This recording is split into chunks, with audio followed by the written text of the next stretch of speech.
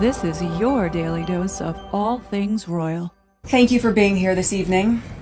And thank you, Dr. Tedros, not simply for your leadership at the World Health Organization, but for your clarity in recognizing that this is not simply a technology issue.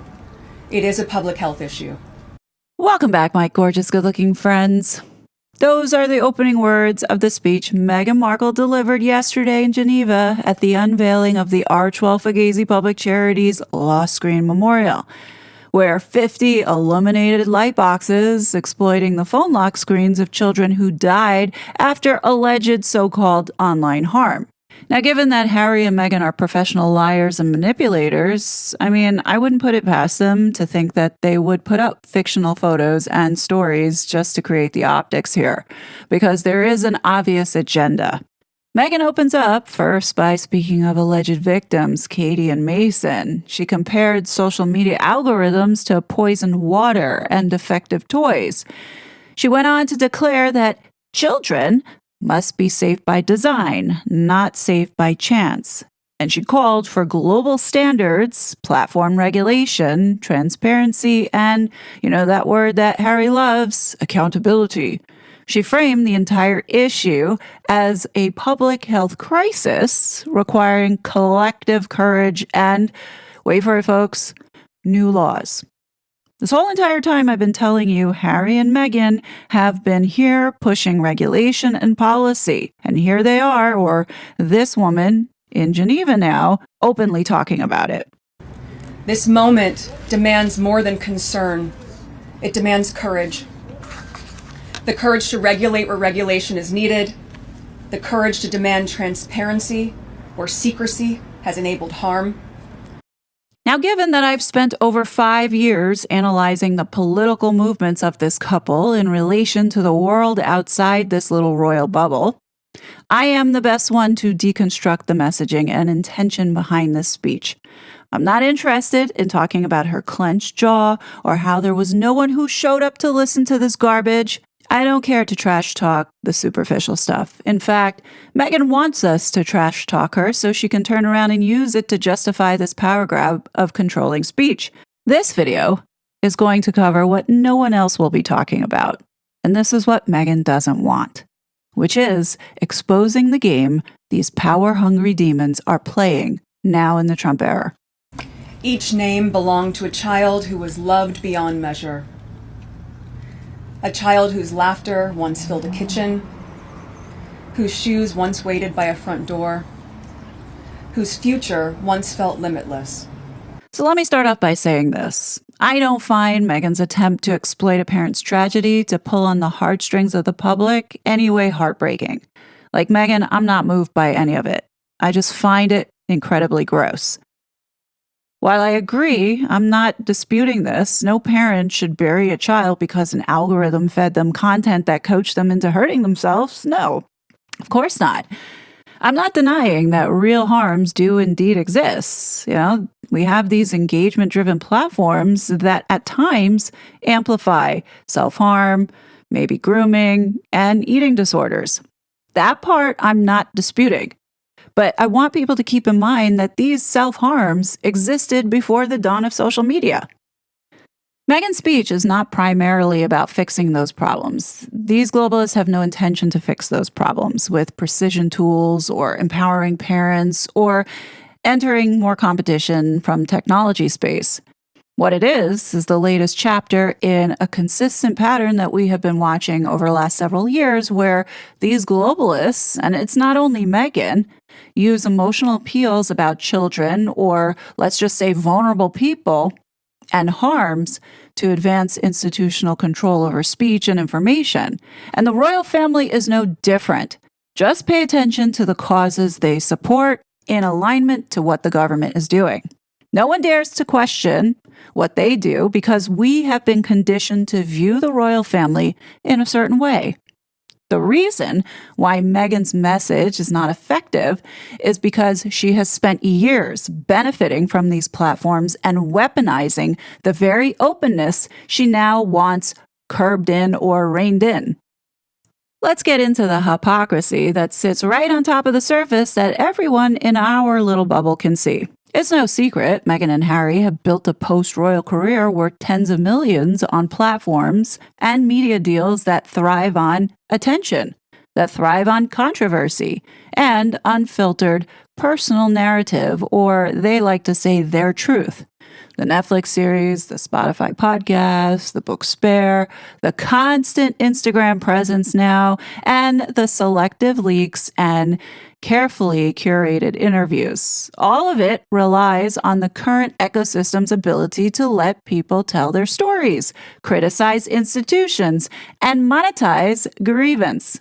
She and Prince Harry have repeatedly positioned themselves as victims of quote-unquote online bullying, trolling, and media harassment.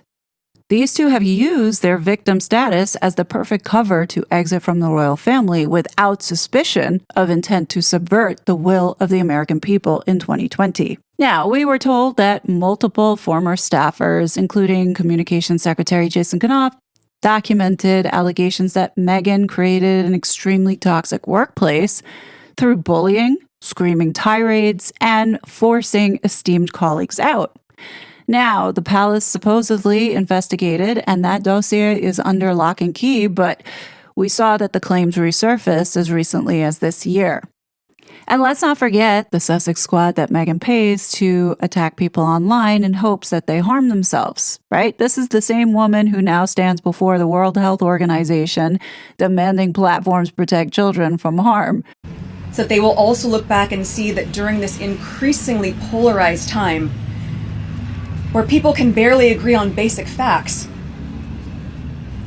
that beyond politics or party lines, beyond demographics, incomes, or ideologies, beyond race or religion, we could all universally agree on one thing. We want our children to be safe.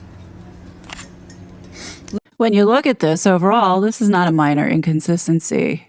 It's literally a character level contradiction. You know, here we have this public champion against bullying, but privately behind some of the worst online hate campaigns that I think we've all seen. Meghan is literally a walking contradiction.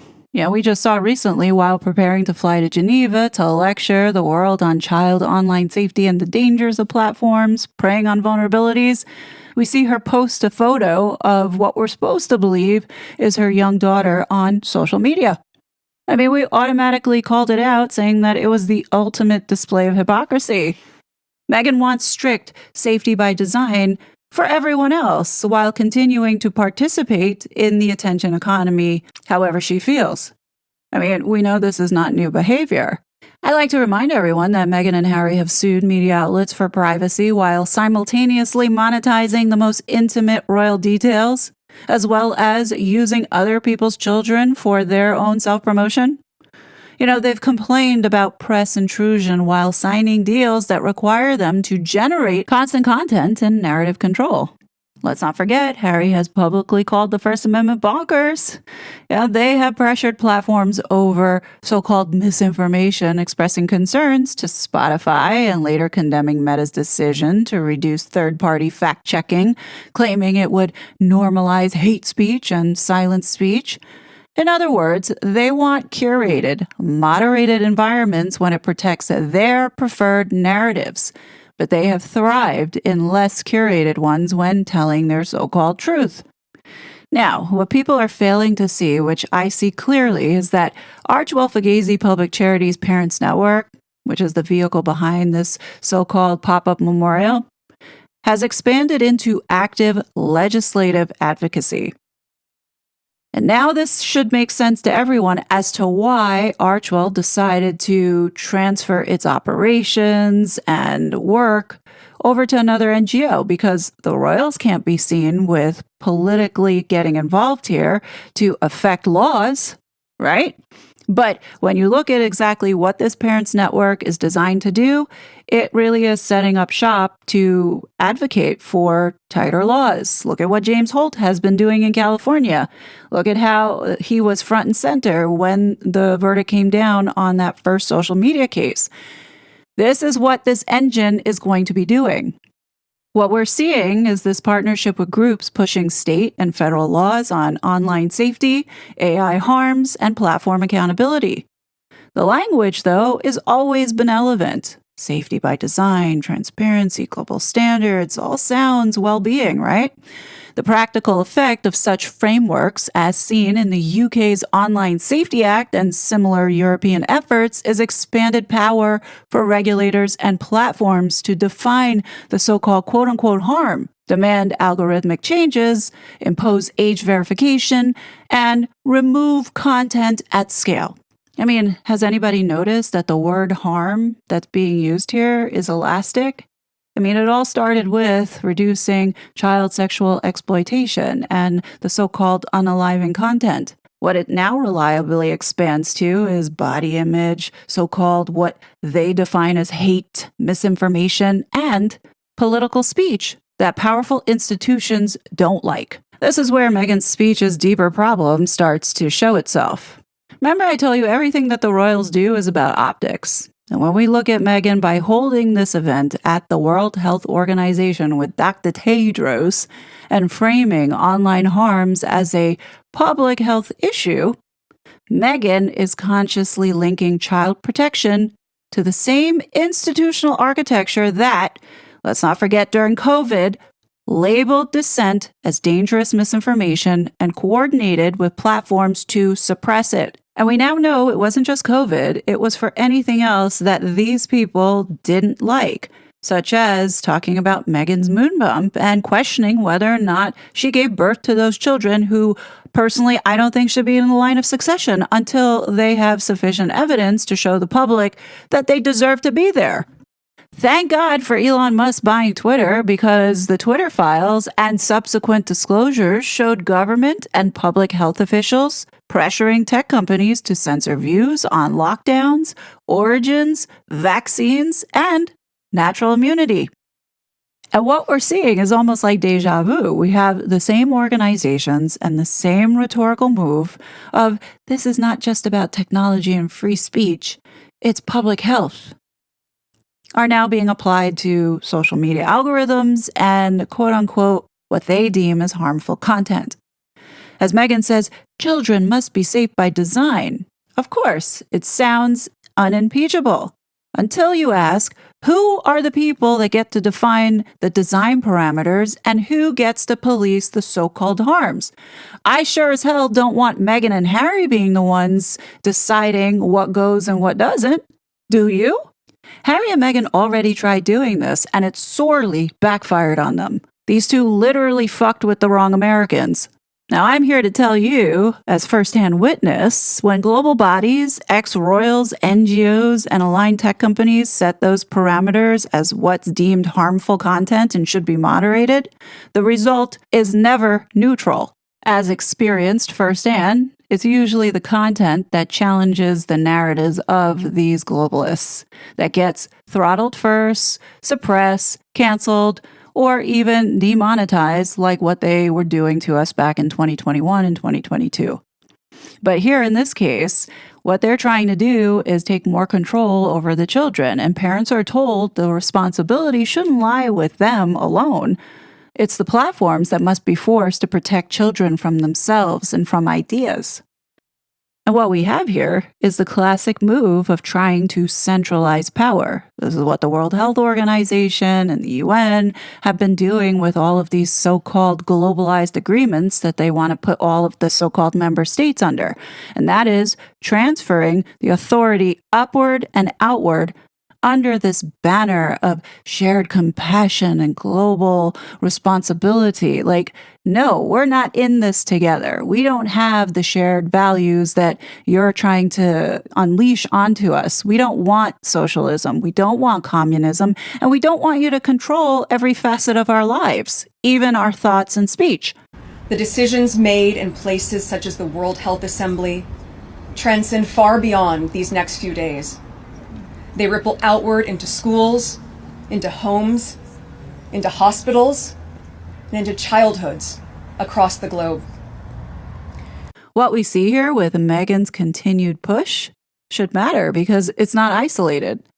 It's part of a broader covert mission that aligns with globalist institutions, especially the monarchy, on issue after issue. Mental health, climate, Now digital, so-called public health. What did the king say in his speech towards moving into digital ID? The royal family itself has drifted and is firmly planted into these supranational causes. Harry's work and Archewell-Fugazi Public Charities partnerships sit comfortably right inside this ecosystem. And what we have here is a message that is consistent, not only across with Harry and Meghan, but also with the royal family when it comes to family, nation, individual responsibility, and robust free speech. Currently, those are terms that are insufficient, and they have been replaced with, if you notice, all of these globalists, including Meghan, use the words community, shared purpose, collective. Like, I want to vomit every time those words come out of Meghan's mouth. And the reason why they manipulate the language in such a way is because they want the global standards. They want the expert oversight that they control and redesign systems to keep the population safe or controlled from each other and from information that they don't want people seeing or talking about.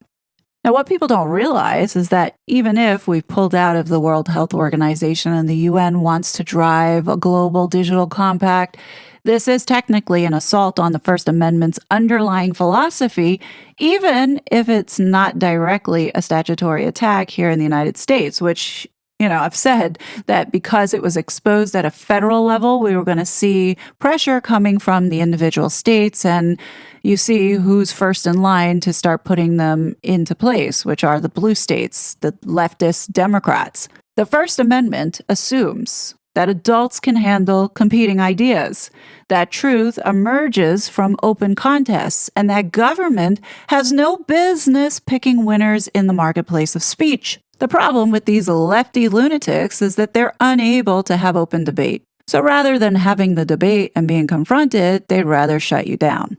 So when you have Meghan here, who is an American citizen by birth, allegedly now living in the United States, lending her so-called D-list celebrity to frameworks that treat robust speech as inherently dangerous unless heavily mediated, all you can say is that she's a traitor to this country. Harry's dismissal of the First Amendment as something one can find a loophole in reveals his attitude. And their joint criticism of Meta for reducing centralized fact-checking shows they prefer institutional gatekeepers over user-driven or decentralized correction. This hypocrisy is not just personal, this is structural across the board. When we look at this actual speech, Meghan demands that platforms stop preying on vulnerabilities for profit, while her own brand profits from other people's suffering, emotional storytelling, grievance, and selective transparency. She calls for children to be protected from content they are not seeking out, while her own media projects have sought out and amplified division, hate within the royal family and British and American institutions. Meghan wants global accountability for tech companies while operating through philanthropic vehicles that allow influence without the same scrutiny applied to elected governments. Let's not forget what happened with the Hunter Biden laptop. I told you, after the Twitter files exposed government collusion with social media companies to censor American citizens, you have the online harms agenda, now dressed in the language of child protection, becoming one of the most effective vehicles for expanding speech restrictions in the West. You see it happening all at the same time across the board. It's not an accident that they're all so concerned about the kids. Meanwhile, so many hundreds of thousands of children had been trafficked during the Biden administration. But nobody wants to talk about that, right? And what they're doing with this is they're trying to bypass essentially First Amendment violations by using the children, mental health, and public health. It recruits grieving parents and well-meaning advocates, I'm sure, and uses these memorials that they have constructed for optics to pull on the heartstrings of the public. The fact that they're using Meghan Markle destroys all of that. And what we see here is that it consistently tries to hand more power to the same class of institutions, global health bodies, regulators, large platforms, as well as these connected, corrupted foundations, all of whom have already demonstrated poor judgment and bias in defining harm during those previous crises. Why should anybody trust these people? It's already a red flag that you chose Meghan Markle to come speak on behalf of the World Health Organization. Like, that in itself should tell you run the other way. What Meghan is not sharing with everybody is that there are real solutions that exist already that don't require this kind of centralization and control of information. All we need are better age-appropriate design defaults that the parents can control on what their child gets to see and not see on the internet. I also think that there needs to be stronger cultural emphasis on putting the responsibility on parents, and that digital literacy should be optional because we're in a day and age where I'm pretty sure people are technologically proficient if they are now up and coming and raising a family. We're of that generation where everyone at this point, now raising children, have access to technology and are using it and have some idea on how to use it. And I think most important of all is that the criminal justice system needs to actually do its job and arresting actual predators and distributors of this illegal content, not protect them, which is what we are seeing happening for the elites.